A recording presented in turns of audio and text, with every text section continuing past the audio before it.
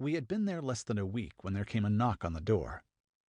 A committee from the board presented themselves. I thought they were there to welcome us to the building, but that was not why they stood there in an unsmiling, stolid line. I was told I could not sit in my bathrobe in my office without blinds. I apologized. We were redoing the apartment, and our new blinds had not arrived. I had no idea that I had scandalized my neighbors. I found it odd that they felt they needed to show their strength of numbers, when all it would have taken was a phone call from one board member. A little later, I noticed a wet spot high on the living room wall that, day after day, grew larger. The swimming pool is on the roof, and I assumed that it had leaked. Once the stains dried up, I asked the building to pay a few $100s to have that part of the wall repainted. The board president came to inspect the purported damage. There is a sartorial progression in Palm Beach. Men of a certain type deal with aging by dressing in wilder and wilder colors. Blue is good for the 60s, green for the 70s, and for the 80s, a red so vibrant that these gentlemen look like walking fire hydrants. The board president was old beyond his years. Though barely in his 50s, he wore the reddest of pants. He surveyed our apartment with a face that matched them and refused to sit down, as if that would mean he had accepted some sort of commonality with me. Our apartment was furnished with art from Peru to Yugoslavia, and rugs from Tibet to Russia. Many of our guests thought that it had been professionally decorated. The president surveyed the room as if under siege. "It must be like living in a trailer park," the president sniffed. "The reason you don't like me is I don't wear red pants," I told him, equally candidly. "My wife's name isn't Muffy, and I don't have paintings of sailboats on my walls." I had never met anyone quite like this blustery tidewater aristocrat, and I was more intrigued than irritated. Little did I know that what I was experiencing was the tip of a submerged world, which, when fully explored, would yield as strange and, in some instances, as decadent a culture as one could find on or off this continent.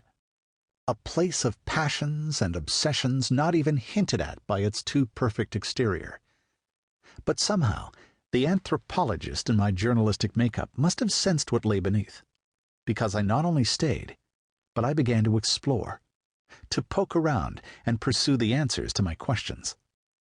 What mysteries lay behind those foreboding walls? Who truly were these people? Why were many of them so hostile to anyone they perceived as different? And perhaps most of all, where exactly did their restless pursuit of happiness take them?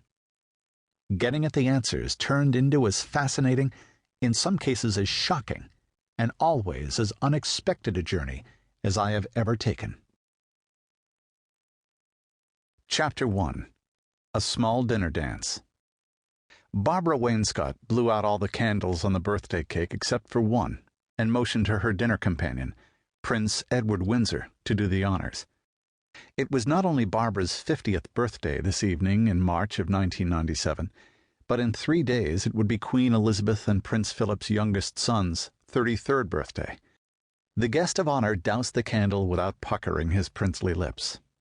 It was as if Edward had been practicing all day.